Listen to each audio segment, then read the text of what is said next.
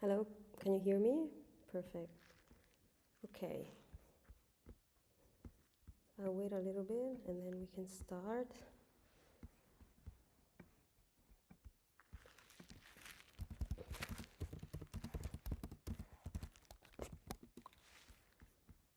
Okay. So welcome.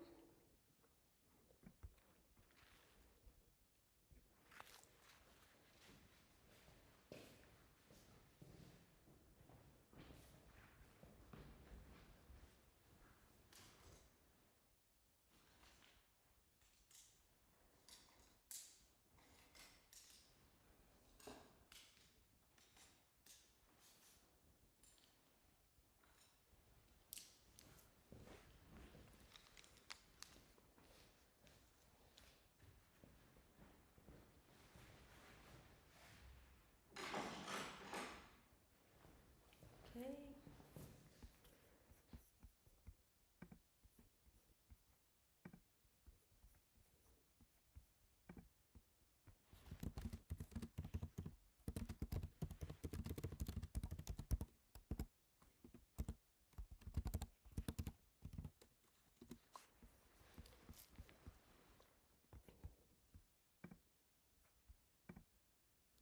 Hello, hello.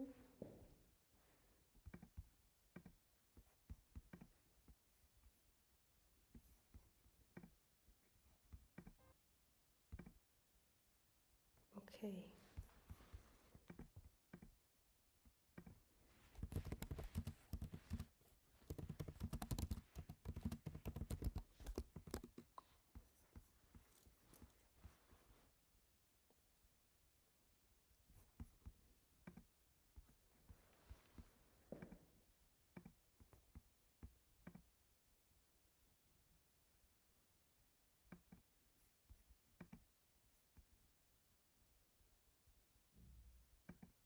Hello.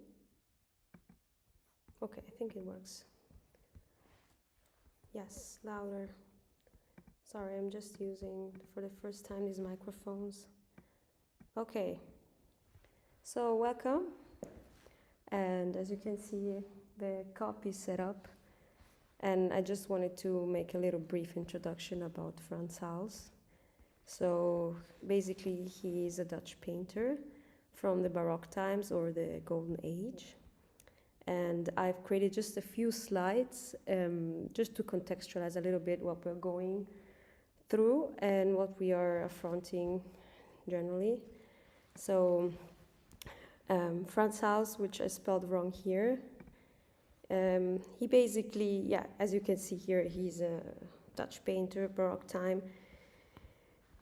He made a big revolution in terms of portraiture. His portraits feel very much alive, much more than the ones from his colleagues.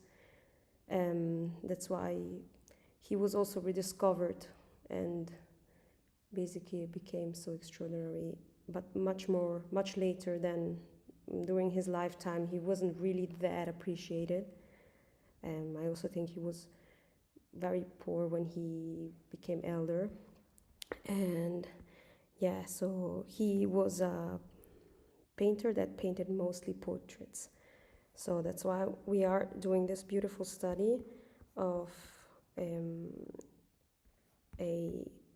it's more of a vanitas, the painting we are copying. So it's like an allegory that was treated a lot in Baroque times. So it's not really a copy from observation.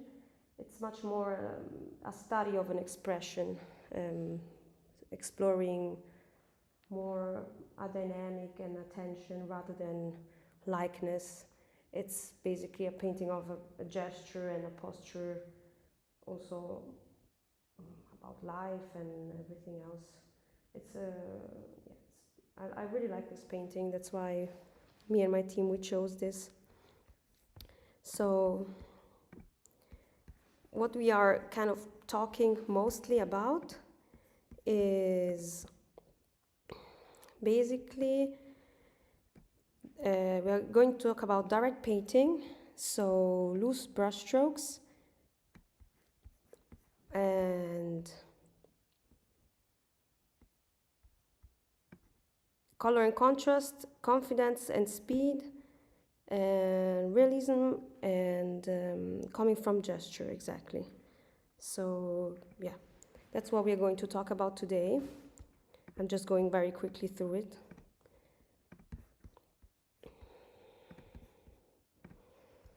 Okay, yeah.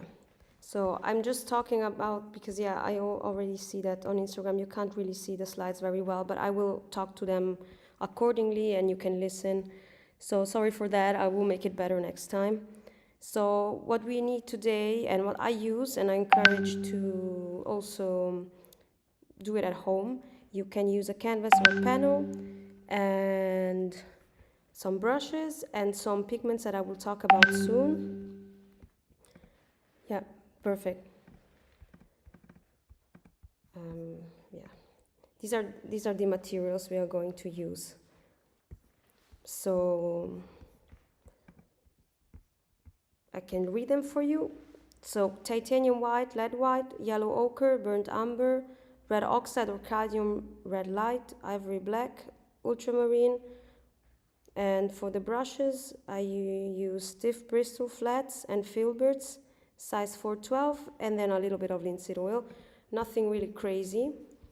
So what we are going to do today, it's a block-in, and we are going to map out our values. These are the first two steps. Basically, yeah, what he did mostly was painting in 1 or 2 sessions. He's known for basically painting alla prima almost. He wasn't really super precise with his underpainting. He was mostly a painter of gesture through light and a big range of effects achieved with the material itself, and obviously his amazing range of brushwork that we are still looking in awe today. And we're trying to imitate this as well. Obviously, it's really hard to do that, and I really encourage to do more than one. There's just, a little bit of an insight on how you can basically achieve and have this regularity at home. So it's just like a step by step that hopefully encourages you to do it more than once. So let's proceed with the palette mixture. I mean, today, since we are just doing a block-in, it's gonna be very, very simple arranged palette, but I will still show you, or maybe for those who don't really paint a lot or don't know how to organize a palette. There is also a structure for the real beginning stages. So what I want to do is to, obviously, as always, use here my whites, and I have my blacks here, so the palette goes from light to dark. Today I'm going to use, and I also will show you in the slides here, we're going to use, since we just do the burnt raw umber stage, we're going to use 3 pigments, which are lead white, you can also use titanium white, and some burnt umber, raw umber, it's really up to you. Also, I made a ground, a very warm one. You can use a soft gray because he used to do that. He rarely painted from just a white canvas because you can model light and darks much quicker. So I have my lead white here.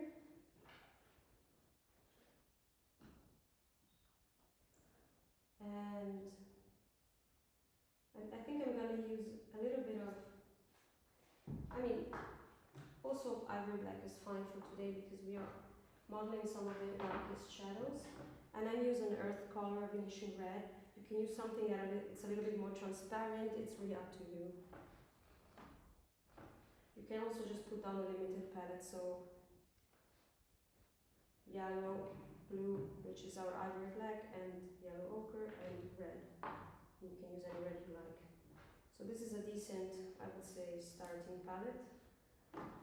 I would just hold it, and I won't even premix anything much, apart of maybe mixing a little bit of my ivory black with my red, and then you can mix maybe some yellow into your shadow mixture.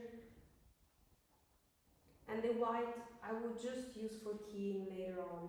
So today we're not really going into the thicker layers. We paint pretty thin today, and it's just a mapping out and trying to really sketch out our master copy, which was basically his process.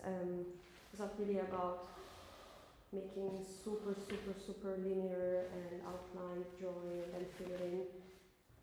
Very direct process. So now I will move the camera for my second.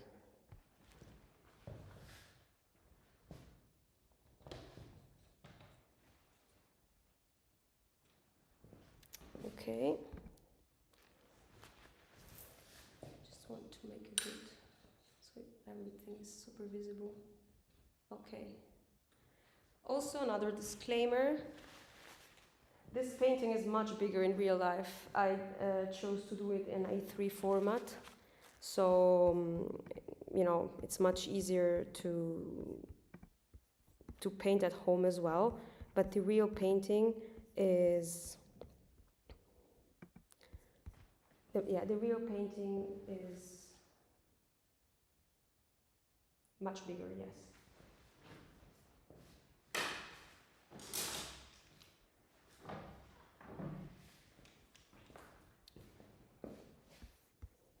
Give me just a second.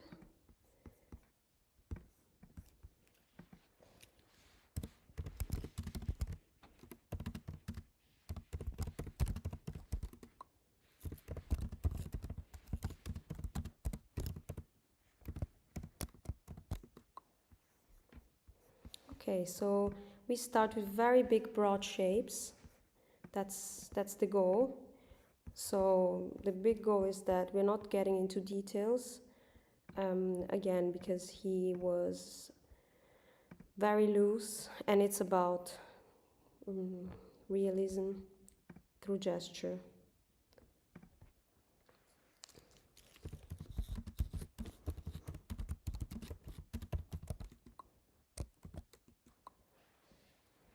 Okay.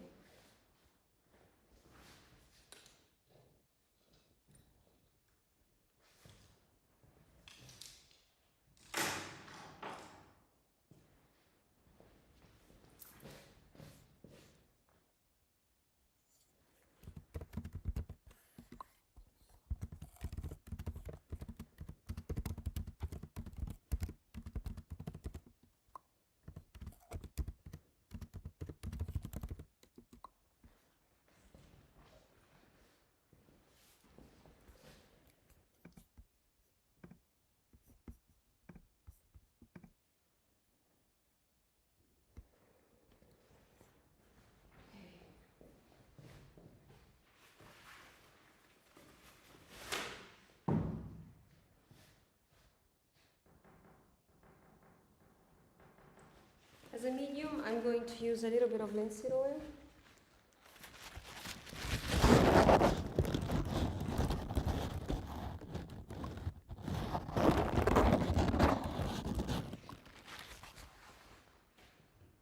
Which I already prepared here by my side, just to make the paint a bit looser. And again, I also wanted to say that my imprimatura is not fully dry yet, so I choose to do it on purpose, so I can wipe out my big lights. And remember, if you have the possibility to always step back. So I'm gonna mark my height. I'm basically approaching as I would paint it from life, basically. And the middle ground helps a lot with being quick, with establishing the shadows versus the light.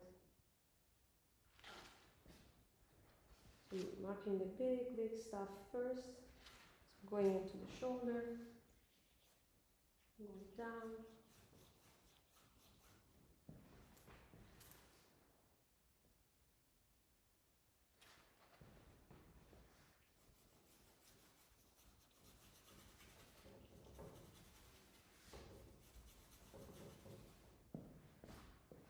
You can tell that the imprimatura is going a little bit away. Also, I see that on Instagram I have a little bit of a problem. I don't know why the format is not great. And if you want to see a better version of this live, go on Facebook, where you can see everything much better. Because I don't know why, it just shows it very restricted. So, but I mean, if you don't have Facebook, you can still listen.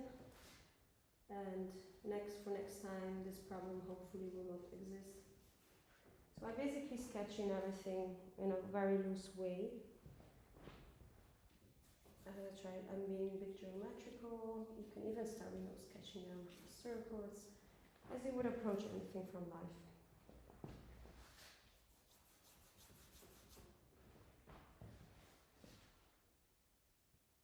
So, and if you like, you can already put in some mapping out from the values.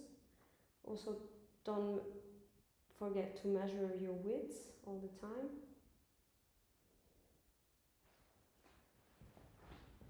And really, I'm not like thinking that's a head. I mean, I see just this inclination. I try to be very specific by also looking at my negative space here.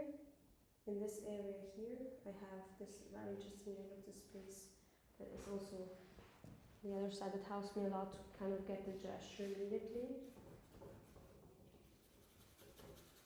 And I kind of already fill in a little bit, dividing shadow with light, very general way.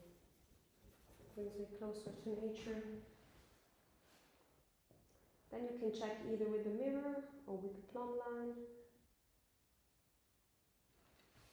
I really suggest you to use a mirror. It's the best tool ever. Using this mirror here.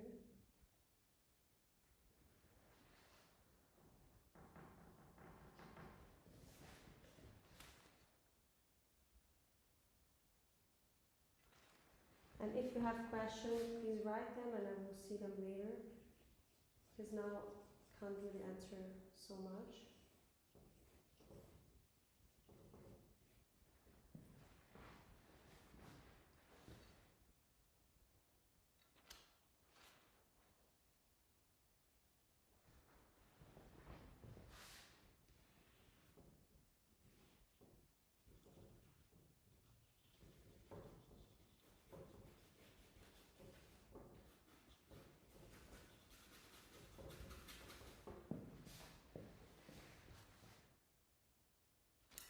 Can go a little bit higher up with my skull.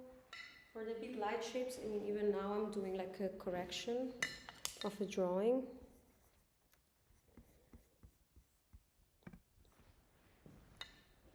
And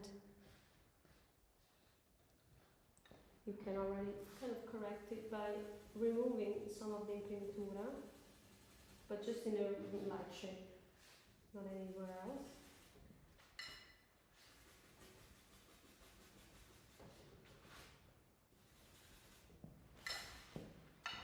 Even just a little bit of oil on your brush is enough to do that. Again, I'm just using my black and my ivory black, which is a blue, and some of my red, which you can choose between transparent red oxide, it can be English red, it can be Venetian red, whatever. Now in my reissue there is a little bit more blue or ivory black in it. I know that this is a very deep shadow, so I just get it a bit darker.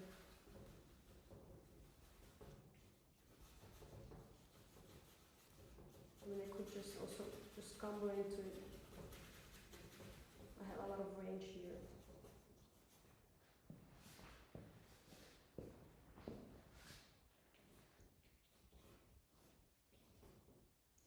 Sketching quickly in the big shape of the head.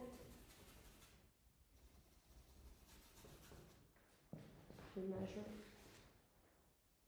So I can definitely make this a little bit higher.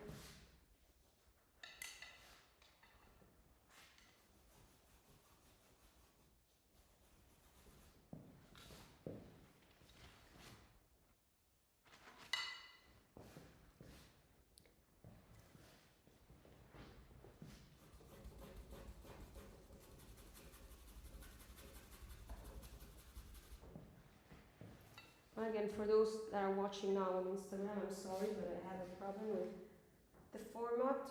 Since I'm streaming also on YouTube and Facebook, Instagram has its own rules, it has its own shapes, and it's just too wide for it, so I'm sorry again for that. I will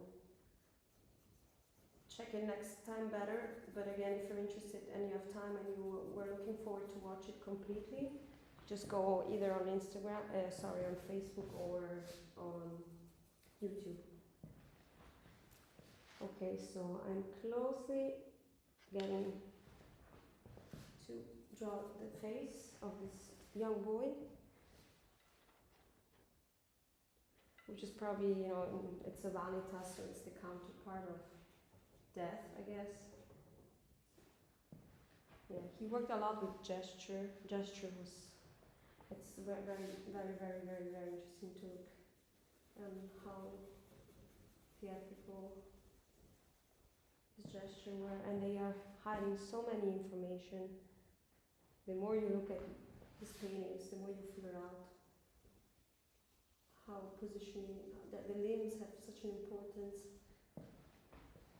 And most of the times there are things that you don't even look at, and then, I mean in a superficial way, and then you look for a long time, or you look a bit closer, you realize just how much movement there is in those quiet gesture of his.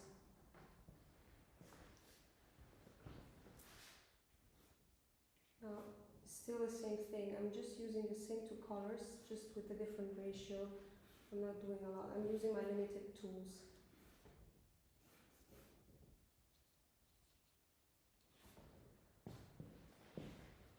This is a great exercise. Okay, if you feel maybe a little bit stuck, even if your goal is to paint super tight, it's always a good exercise to paint a house.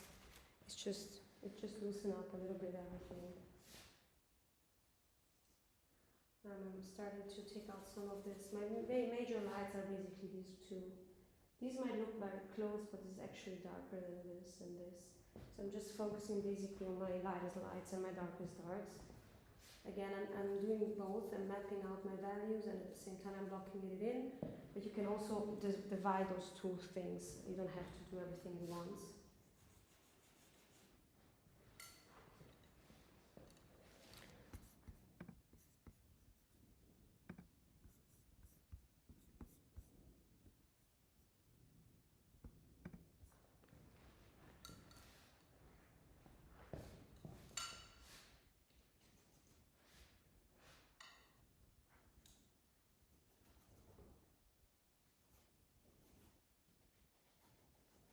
Even if I want to design this thing here, this big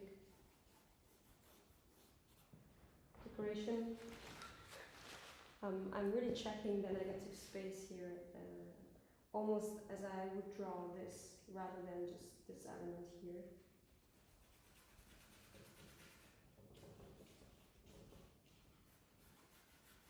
And again, it's much more about discovery than creating a beautiful painting here. So don't be too precious with unnecessary things. There are very, very, very amazing internet sites where you can look at high quality painting, and even this one, I don't know, this print is not really good, but this you can find very high quality on Wikipedia, and you can really see like how these areas are treated. It's really incredible.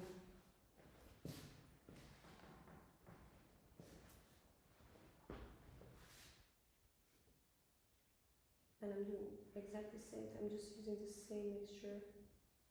And you can also go on your photocopy and then just measure the head.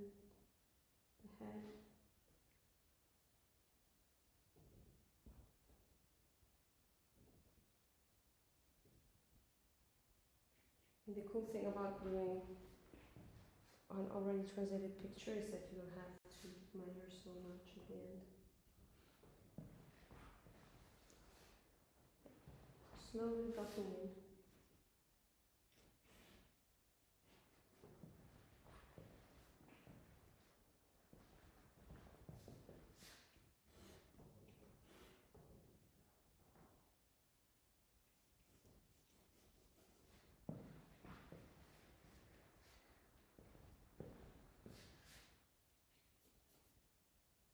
And I'm using big brushes. I'm really not really fussy about details. It's very normal to make it look weird, wrong, or whatever. It's just the beginning. Smacking stage. I have to really look for edges, placement.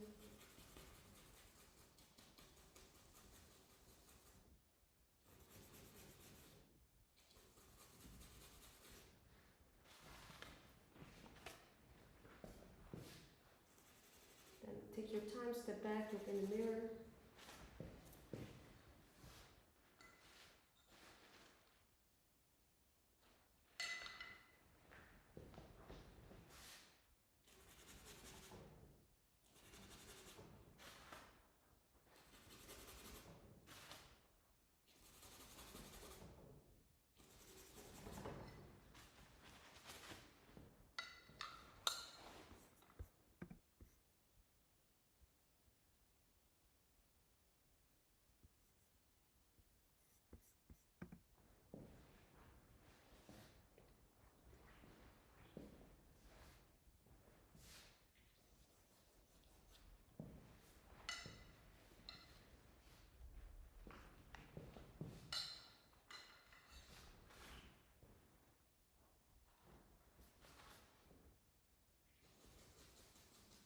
So I'm just getting rid of my imprimatura and my lights.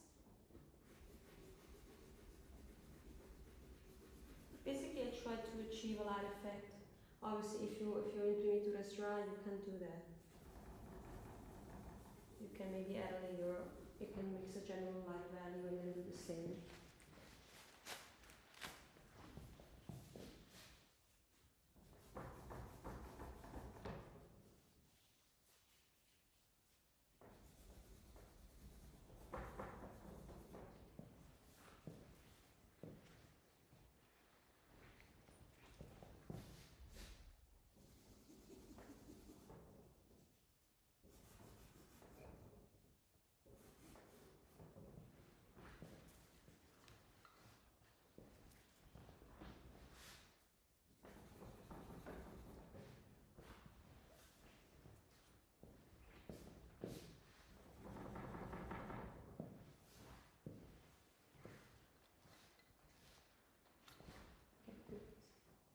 Shadow mixture.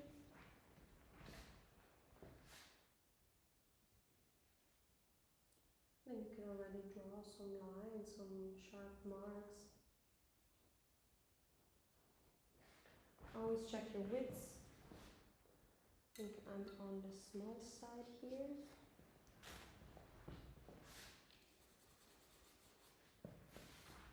You can always double check by measuring this physically with your reference. And we are even on the bigger side. So maybe let's just block in the rest of it.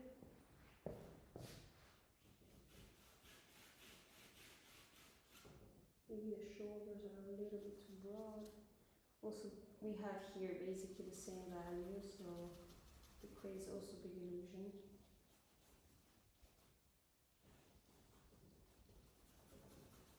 And some hair is missing.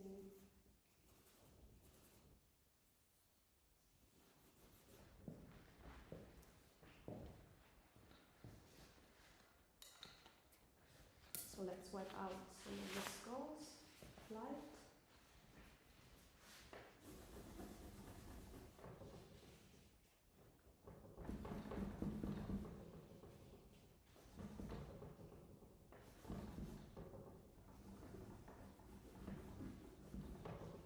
It's really fun, it's very close to kind of sculpting, wiping out.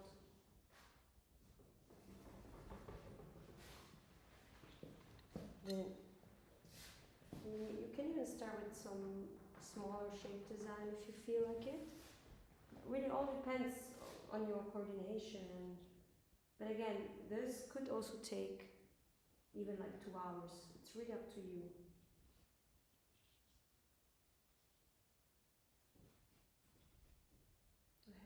Oh, okay, my shoulder is probably really broad.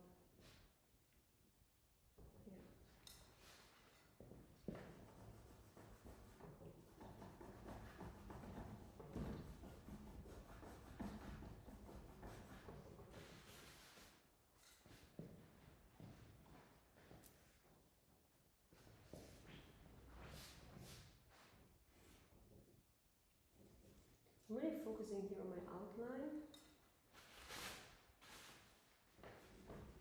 I mean on the shape, that the outline of the shape.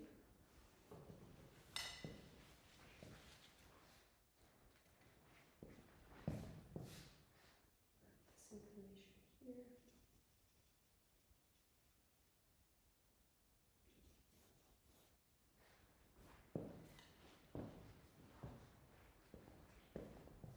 So then I can see the gesture of the skull probably goes down a little bit more.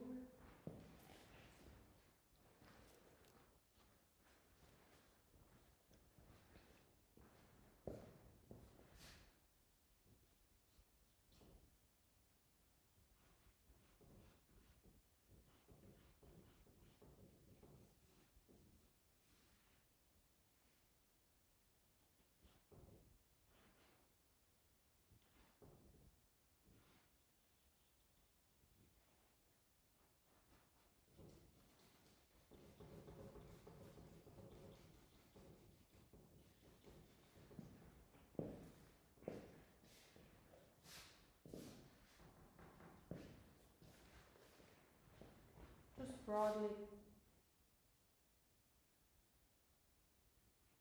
blocking in these shapes.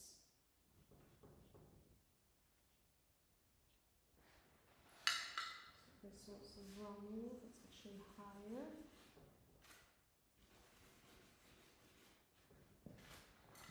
And again, for all of those who are on Instagram, we have a format problem here.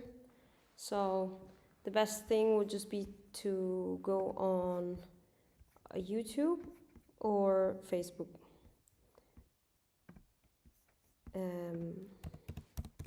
Yeah.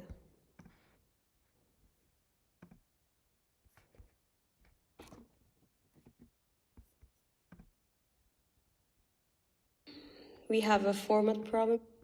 Sorry. Okay. So I was just checking that it didn't change. Okay, so I would say, I mean, I am ready now. Again, everybody on its own pace. I'm ready to darken some shapes, some things. Again, the goal would be if we could paint one day Frans Hals in a session. That would be the goal. But since we try to do it step by step, we will probably take maybe 5 sessions, or I'm thinking about maybe even a little bit less. Let's see then how it goes. But for example, if I want to read these shapes here in my shadow, I really have to be abstract and search for rhythms, for abstract rhythms. So I see there is a big diagonal line here, and then it goes kind of up, and here is sort of like the dark of the hand. So you really have to be bold and kind. Everything is very long lines, and you can, you know, sketch.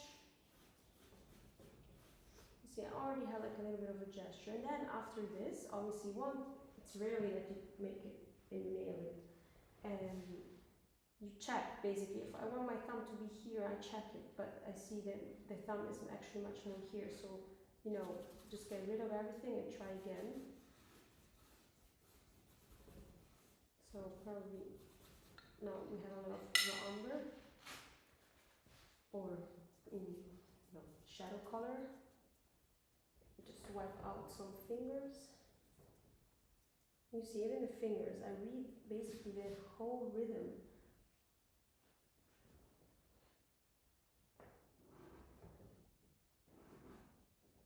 And then I'm checking it with the skull. It kind of arrives here, and that's okay. I think this is a little bit lower, but it's perfect.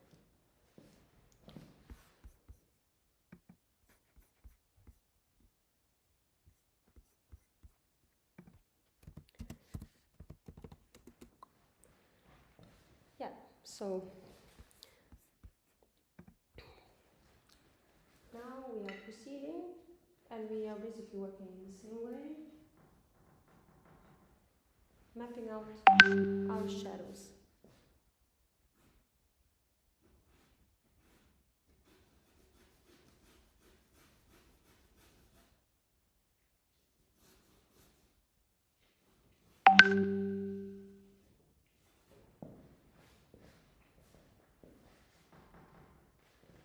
filling in a very general mass.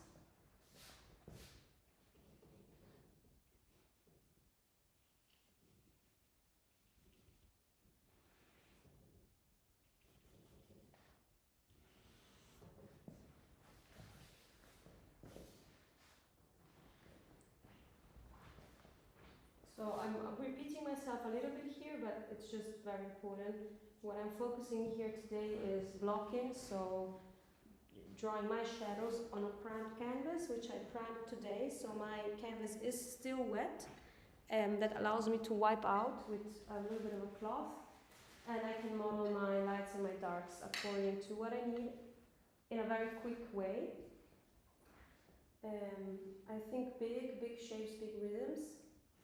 And I'm just using ivory black and English red for now, and obviously my wiping out cloth.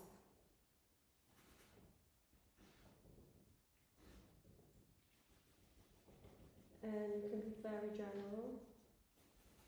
You have a lot of range. If somebody wants also, you can put darkest dark accent here and lightest light accent up, so you can really figure out how much range it's possible to achieve. And you see with the whites, we can go a lot, so even with the darks, so don't worry.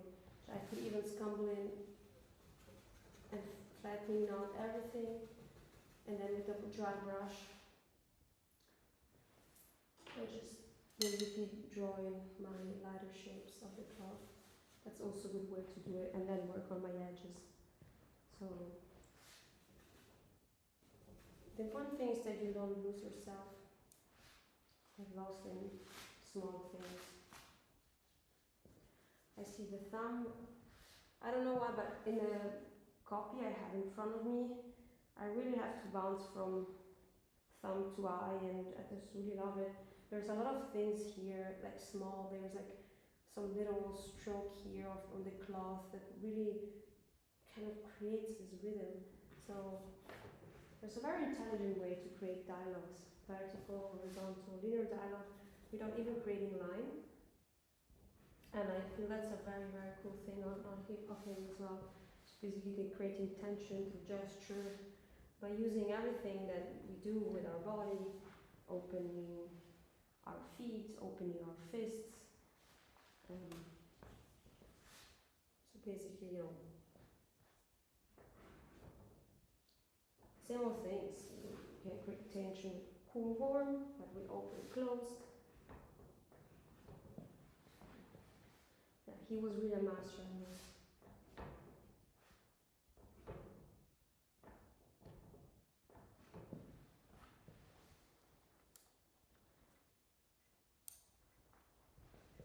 So, where I have to be precise, it's here in this area, where basically the shadow meets the light.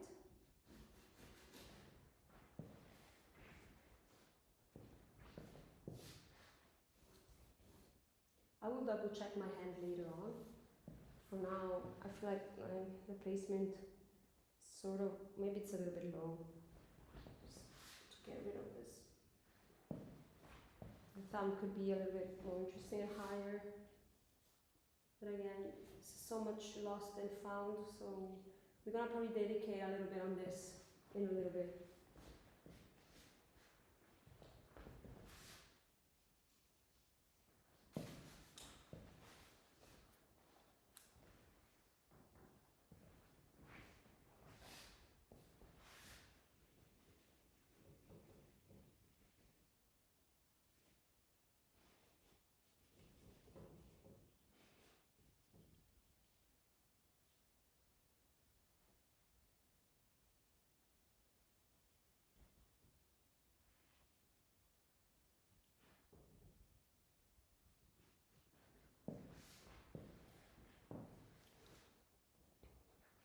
Okay, my eye socket of the skull looks a little bit of a small monkey. I have to change that. That's normal. I mean, placements, you get them by doing.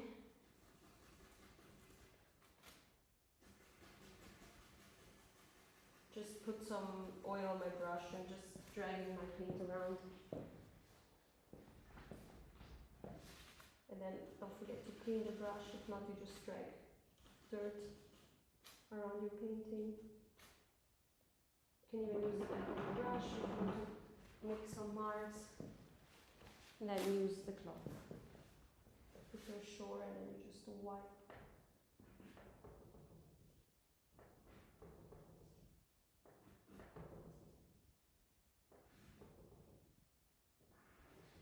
Also check where this goes and kind of lines up with this edge, and if you can get in a little bit more.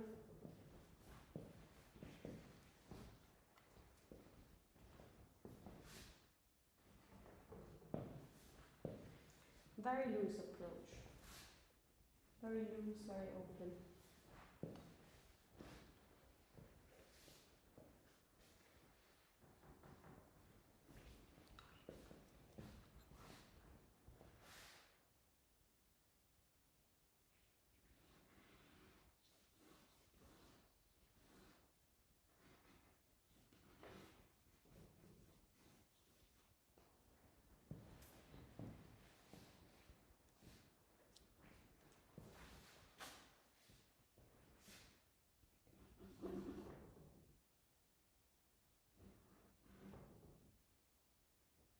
Oops.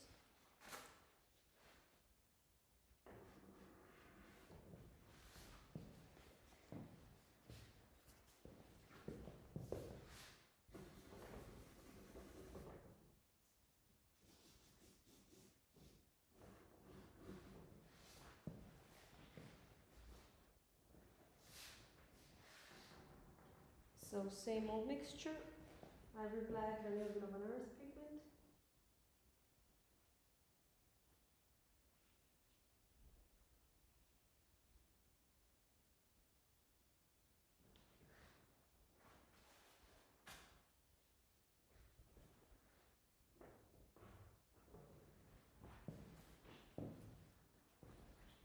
And if you're using Instagram, I'm sorry for the format, it's much better on YouTube or Facebook. Basically sculpting his nose out.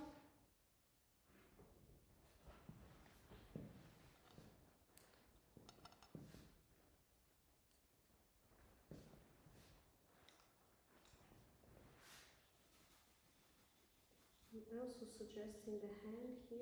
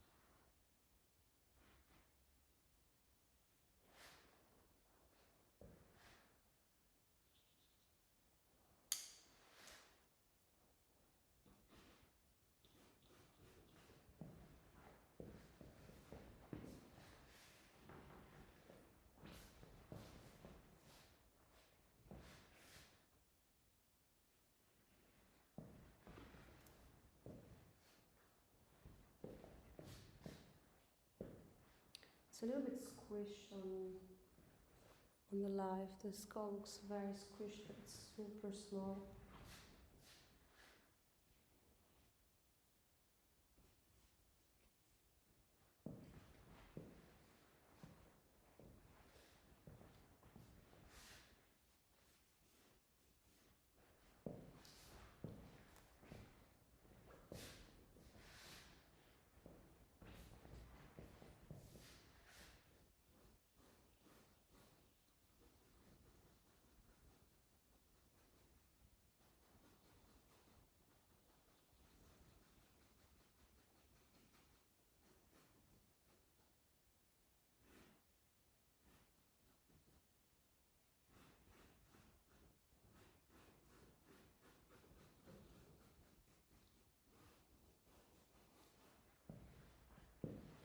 I love it because my ivory black, even if I use it pure, it mixes with my background and it's really nice.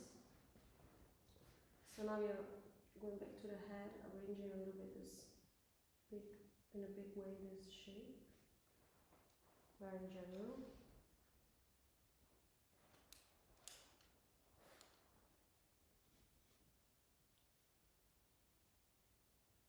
So I'm really using the quality that my brush gives me. So in this stage, these ones are really, really good.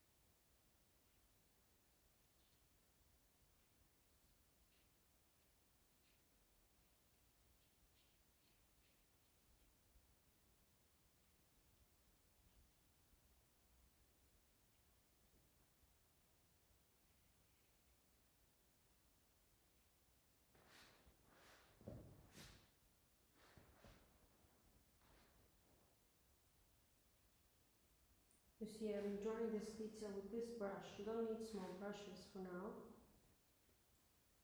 I mean, later on you can use them. Try to force yourself to basically use the qualities of a big brush, which are a lot.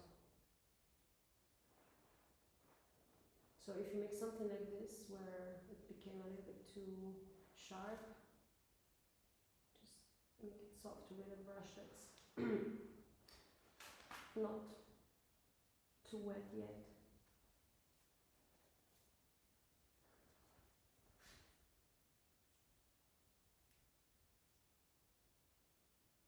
Using my cloth to sculpt my lights.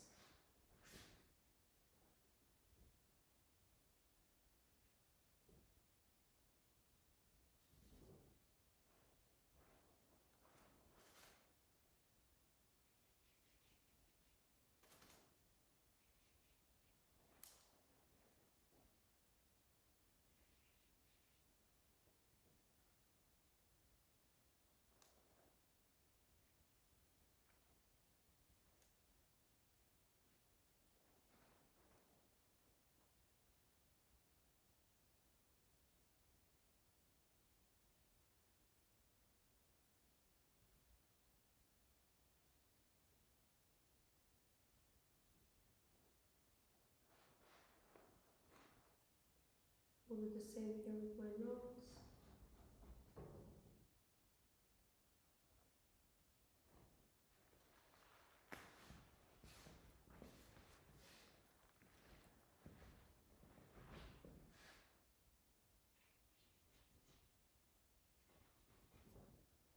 Really wipe out those darks.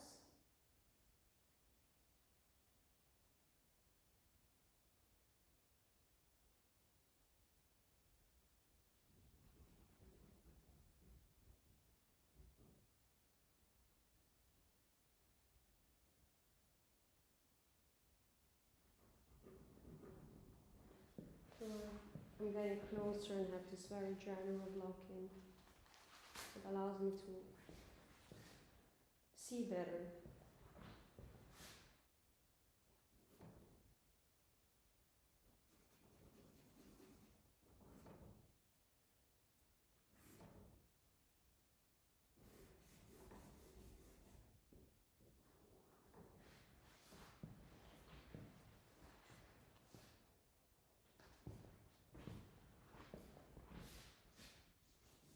So basically, the preciser we are here, let's say, the more we dare later to paint on it. bigger.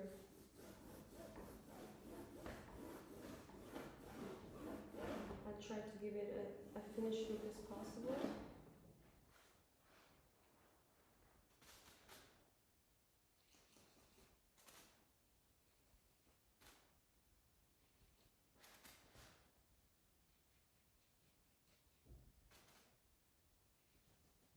So even those darks, I would treat them already as I would key them.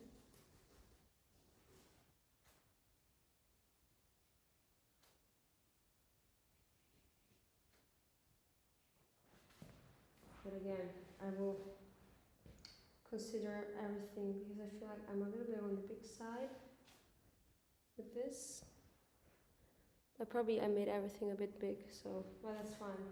Like, that's not the point. The point is to imitate his manner.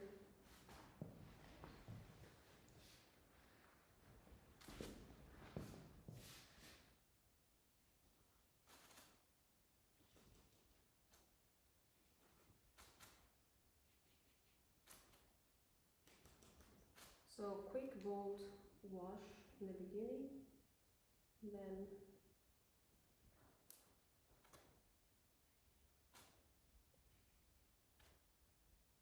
thicker paint on top, some scumbling on darker shapes. You used to scumble on top with lighter pigment. Obviously the dark shapes have to be dry, if not, it will be a big case. Even with those shapes, those eyes, these are literally paint dots. I'm literally using the qualities of paint to create those moments here that are soft, but they are placed well. I mean, hopefully. It's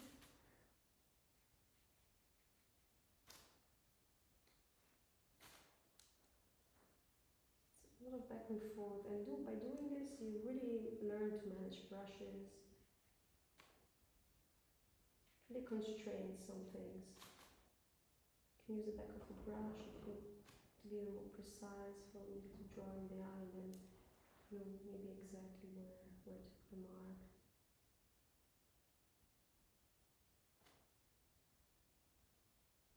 Also, don't stay too long on an area. Just if you are not happy, you can sort of just jump back to something else and go back later to it.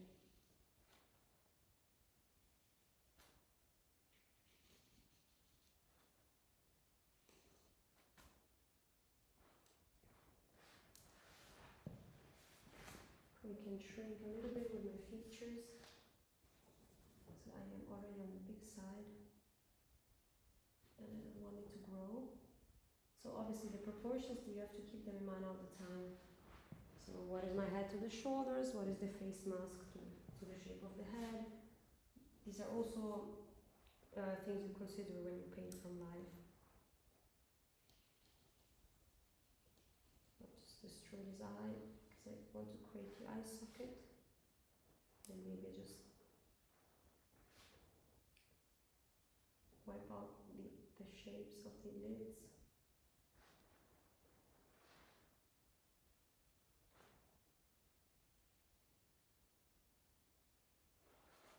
It's a really, really nice exercise.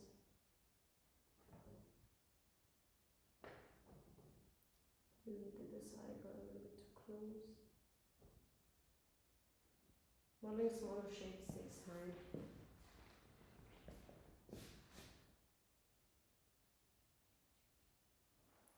Then when you're happy, you can proceed. And again, it doesn't have to be perfect because again, we are working on layers. So the general placement is enough. The thing is that if you get too precious with your underpainting, the risk is that you don't want to cover it anymore and you're just not bold enough later in the later stages. So that's really important to keep in mind.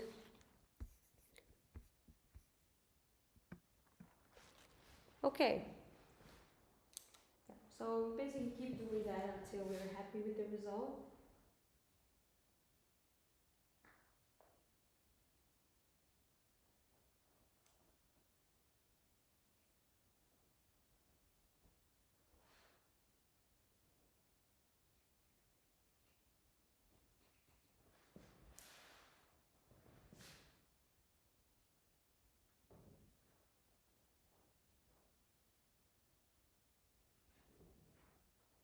even use my finger to tap on it.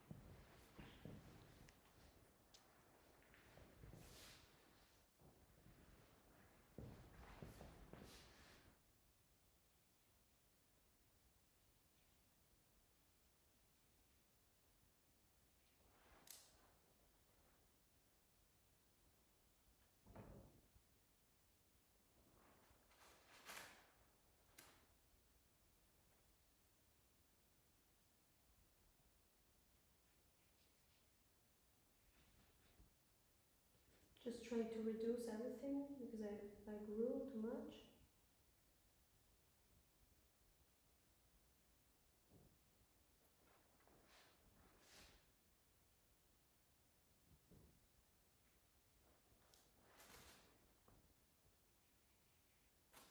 And you can use a brush, soften everything.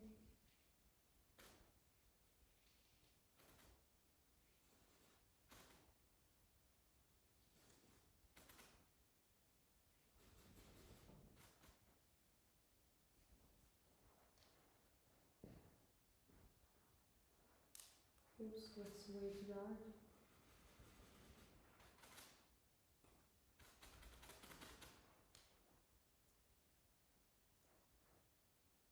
Really forcing myself to use the brushes in different ways, directions.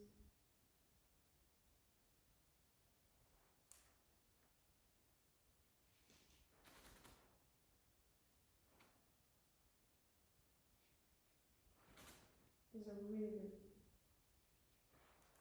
good gym exercise for your hand.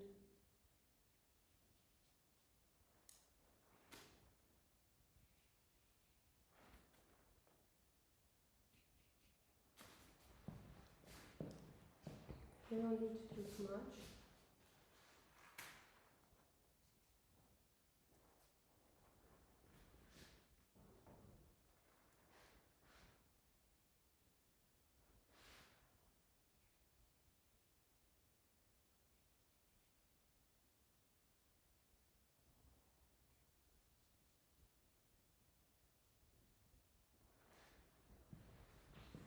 Again, I think now I need a little bit because I want to clean the shapes in a good way. I probably will use small brushes.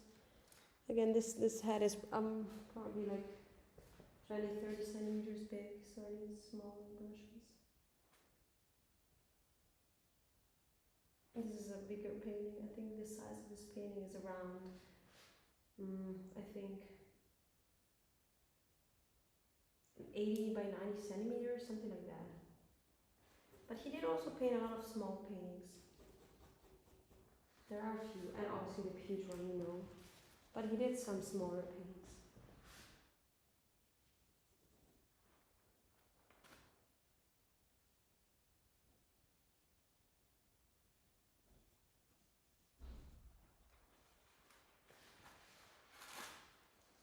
I kind of, to me it's important to get a little bit the gaze.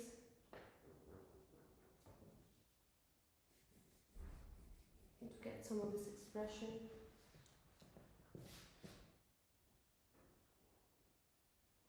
Obviously, we probably will lose a lot of the drawing while spinning it out, putting on top of this, but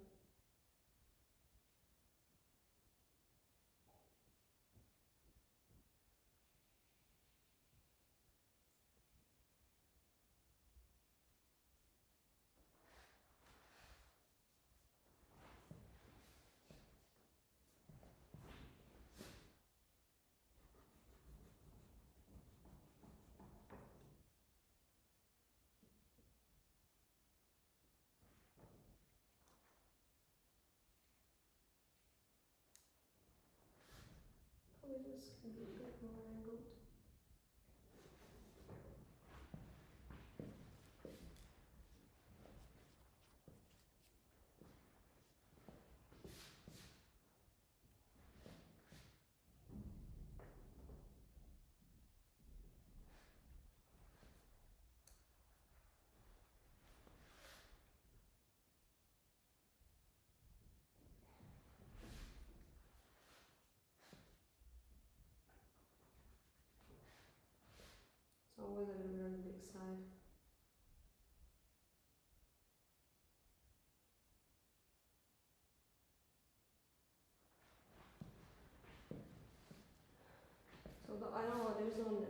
like drawing the teeth, you can, if you really want them to put them in like with the back of the brush.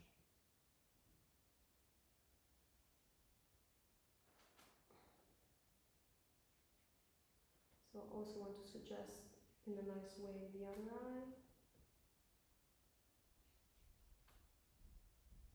And I love that in this painting one eye feels bigger than the other. Just, you can really tell that, I mean, accuracy is one thing, but there's so much more to good painting.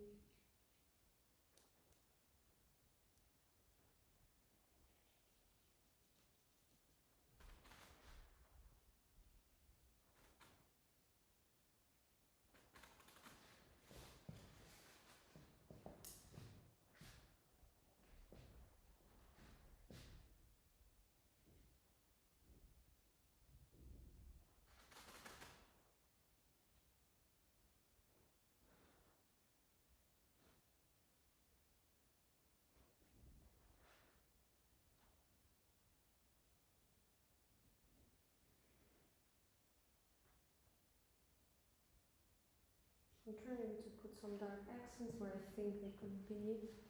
So in order to, yeah, key it as well. And these are all decisions that we will question again. But just, we change the question.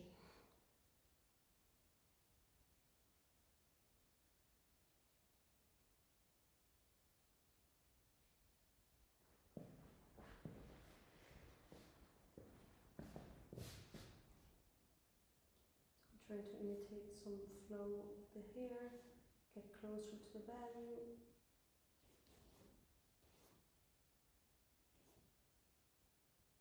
His hair is almost touch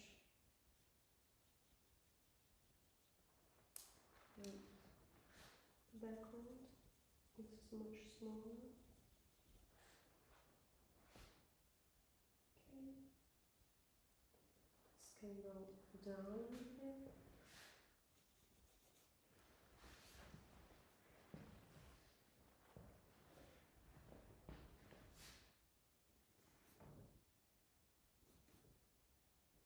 And again, I'm still using my same very earthy palette. So here I can use maybe a red, but again, we will reconsider this. It's just about now drawing the outline of it.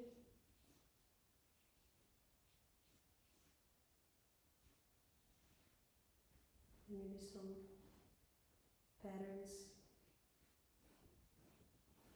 I know that the value of my background, it's kind of the same I want. And obviously we need to overpaint it because it's going to be a warm gray. But now we're thinking just in values.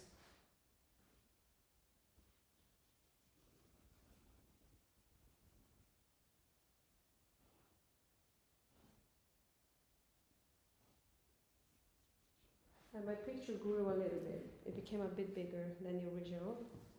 But again, that's what we have to work with. It's not the priority of the exercise.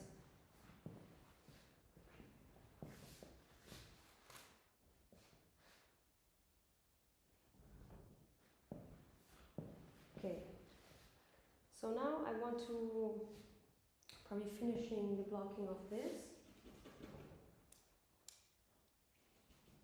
And for the next time, I mean, these live demos will last, but not too long, because again, we try to be quick, bold, and fresh. So I probably will work a half an hour on it now with you. And since we have half an hour left, let's decide what to do in order to prepare it for the next session, which will be the color mapping. So now today we did block-in mapping and general values. So basically we are dividing the picture in light and dark. And next time we are doing the color mapping. So we are basically choosing the general color of the face. Or we can even try to paint the face alla prima. Let's see. General color of the background, general color of this, general color of this. So that's gonna be the next task of this demo. So maybe much more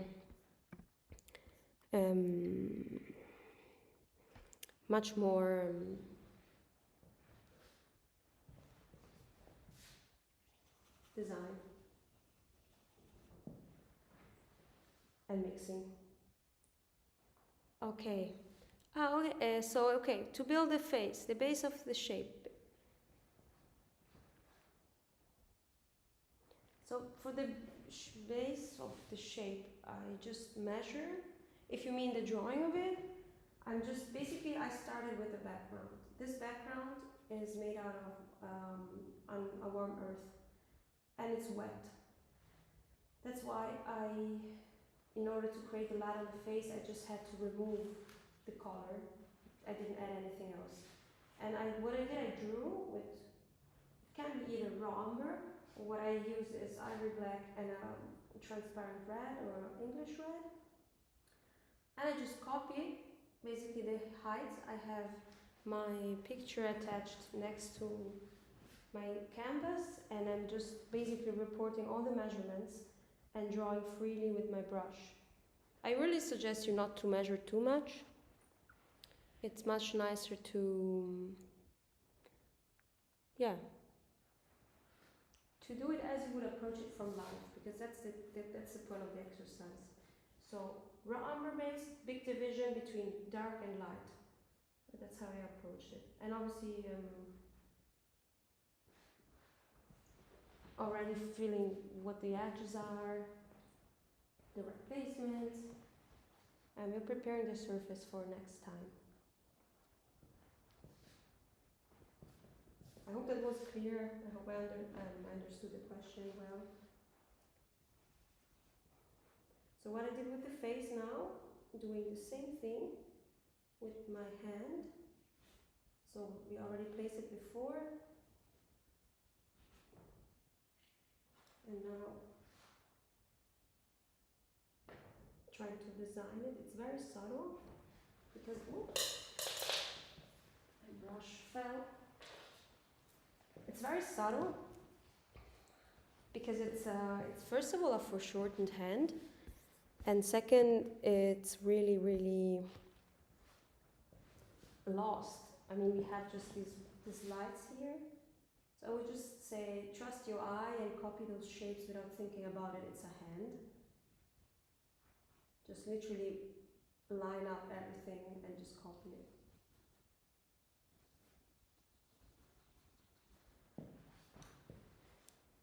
It's a good opportunity, this, with the raw umber stage to, draw with your brush. But you can also transfer it. I'm not against that. Because again, the point is to learn to be direct with paint and open.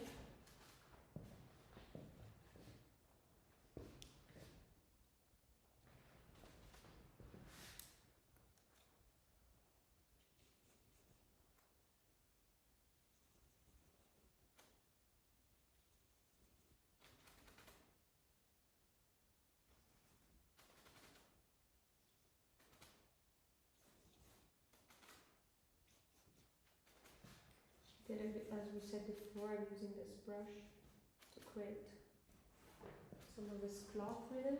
But again, remember that we have this blackness. This can be achieved. So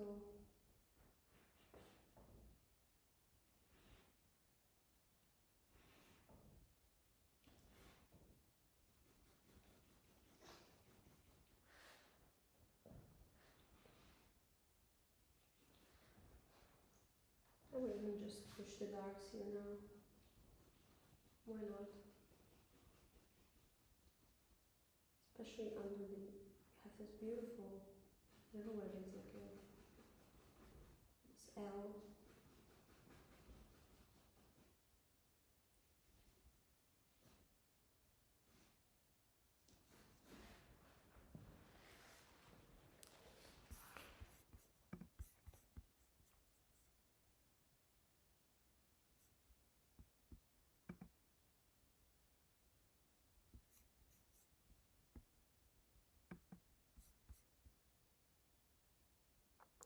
Okay, so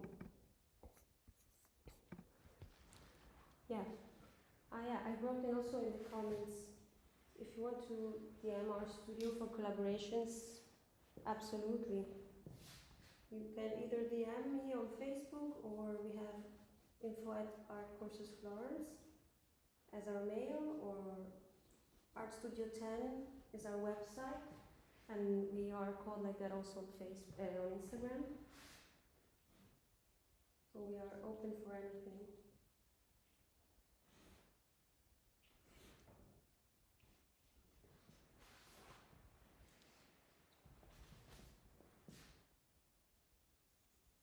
So again, I'm preparing here some of the surface for next time. So softening. It's literally about doing a little bit less and working with the elements we figured out yet. So what I need now is to better the edge here, to make this shape preciser, to wipe off some unnecessary shadows, maybe to darken some areas. I'm not really adding that information. Like, I'm not drawing detail, that's what I mean.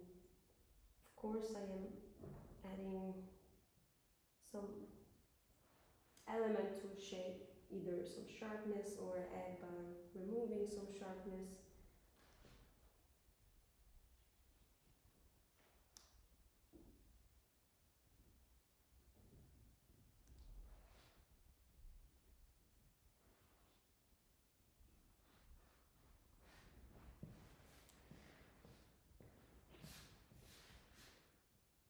Fingernail here.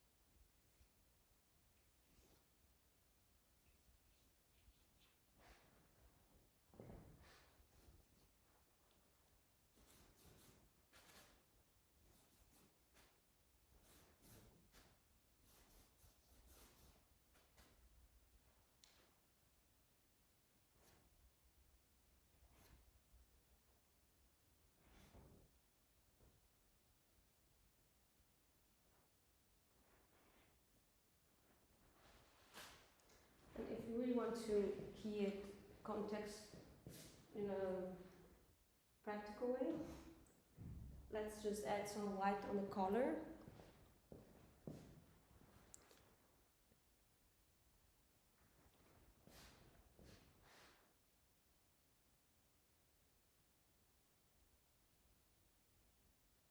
And I always think about it that, yeah, we added white and it looks super bright, but we have a lot of room even for this white. Obviously, I mean, I don't know if it looks quick to you, my working way, or not, but this part could take also 4 or 5 hours if you are not really used to paint. And that's super normal.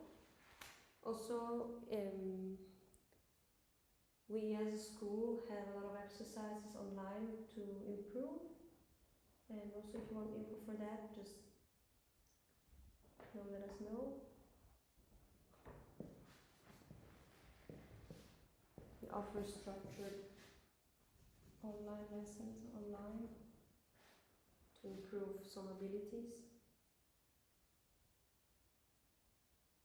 So what I want to do now here is to soften this shape by also lightening it up a little bit, which is always good.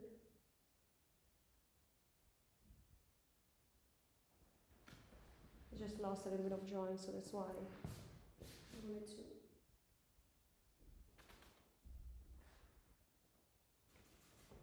So now I'm focusing a little bit on that skull, just general stuff.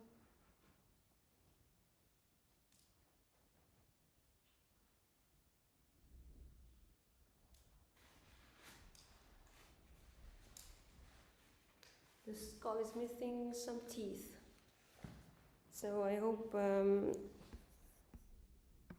they fit. It's actually much bigger, my picture. I see it now. Alright. That's alright.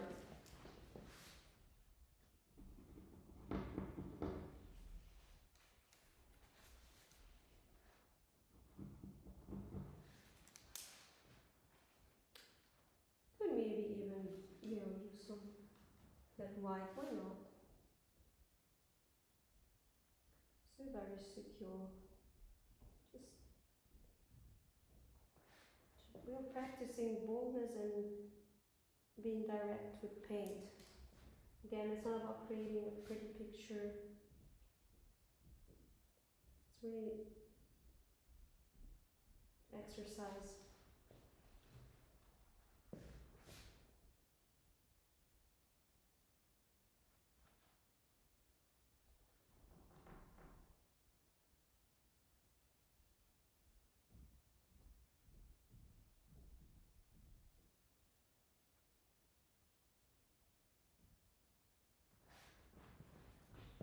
Maybe there's still looks like a monkey skull.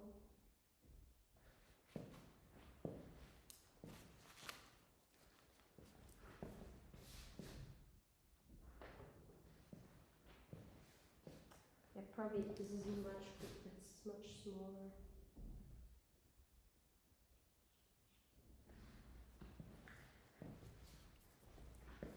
Those teeth, oops. You see, even if you start using some lights, just kind of get rid of them, lock in them in again.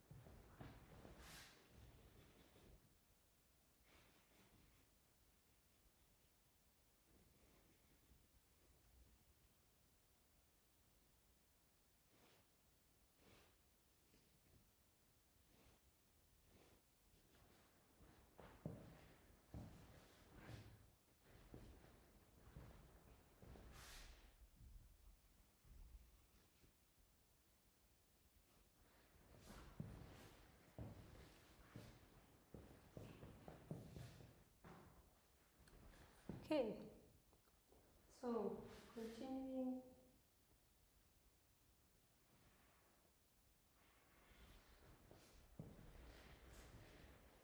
This, the last decisions before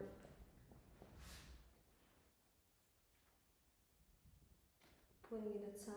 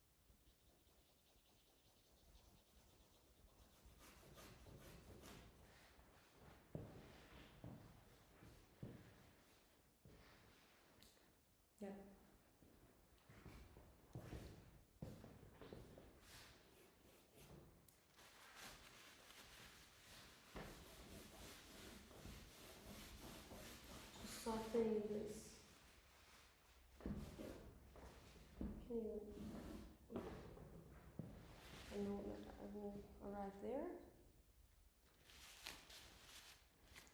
Yeah, I see that at the height of the eye, so I have plenty of room for those feathers. Sort of mark where my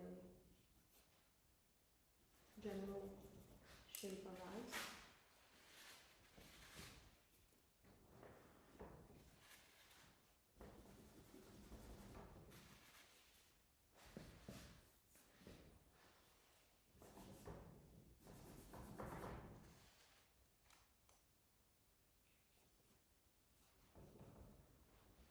Okay. This is a little bit too dark, so maybe just make it lighter, a little bit lighter.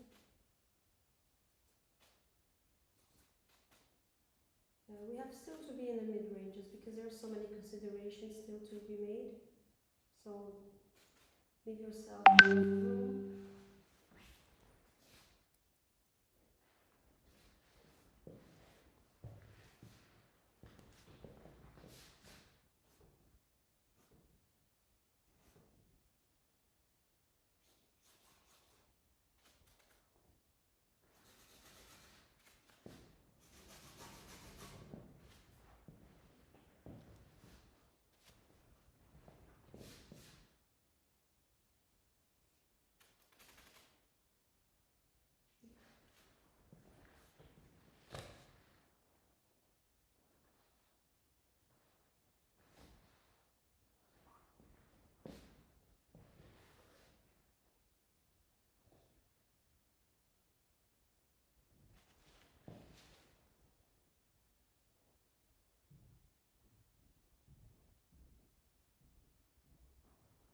Yeah, so you could potentially make it a little bit smaller. The face shape. Measure the features. And the features are okay, they're not too bad. I wonder why it looks so big.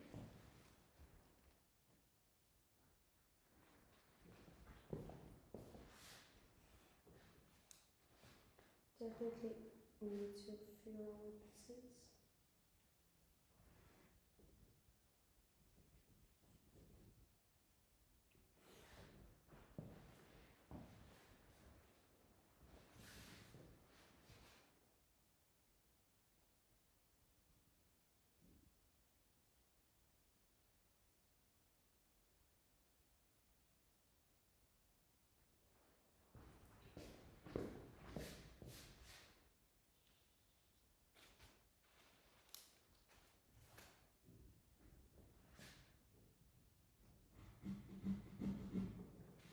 Yeah. So I kind of marked out everything I need.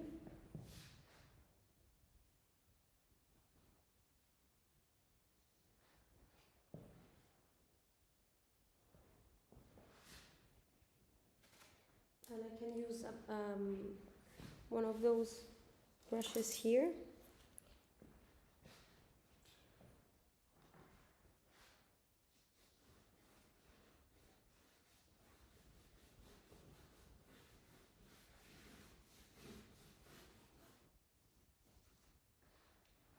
One of those brushes here and just softening everything.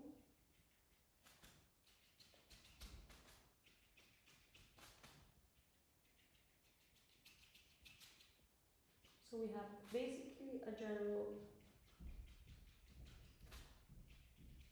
underpainting and some general value structure.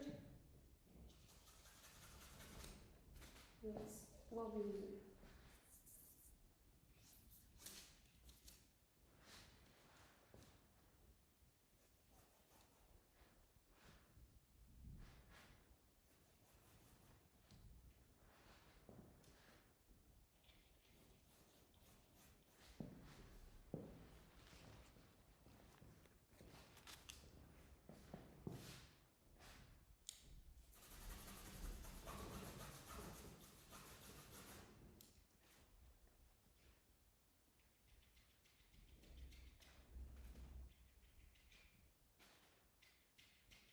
Don't be afraid to soften. Obviously, You don't have to get rid of your painting, but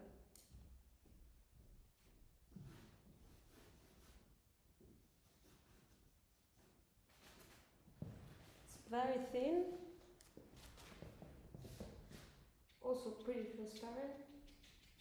That's the perfect base. And for next time, when it's dry, I can also proceed to scrape off some parts.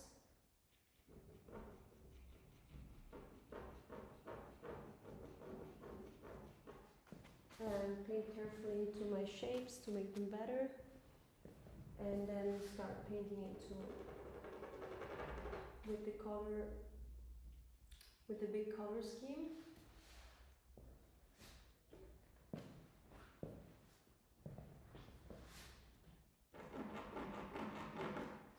Okay. So I hope this was helpful. And check out everything on our socials. I hope you enjoyed this demo. I hope you understood something, and see you next time for the second pass. And thank you.